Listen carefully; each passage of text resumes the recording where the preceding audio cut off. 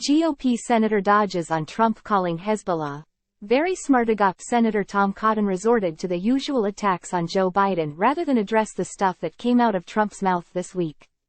During an appearance on Fox News Sunday, host Shannon Bream asked Cotton about Trump calling Hezbollah very smart and taking shots at Israel's Prime Minister Benjamin Netanyahu, which you would think would make him persona non grata among Republicans, but apparently not in Trump's case, who gets a pass for everything. Consistency or lucidity be damned. Bream: I want to ask you about former President Trump. This week he took a number of swipes at Prime Minister Netanyahu, who is in the middle of a war now. It raised a lot of eyebrows. People were concerned. When this is a person who's been described as the most pro-Israel president in history. He has a lot of actions and a record to show that. Were you surprised by his take in the words of calling Hezbollah very smart?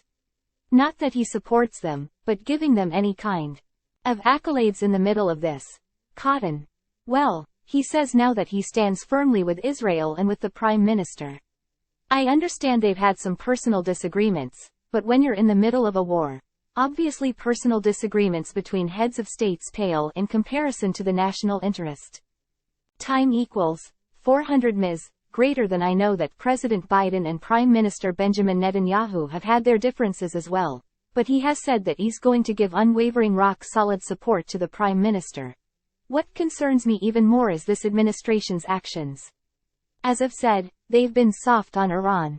Versus President Trump, who was very, very tough on Iran and stood squarely with Israel. So nice to see Cotton doing damage control for Trump, who knows he stepped in it and tried to walk his comments back. If you want to look at their actions, you can look to what Trump did with axing the Iran nuclear deal, which, as we discussed here at the time, just pushed them closer to developing a nuclear weapon. Look for the warmongers like Cotton to push for war with Iran next. He's been a broken record on this forever, and that's one thing we can count on never changing.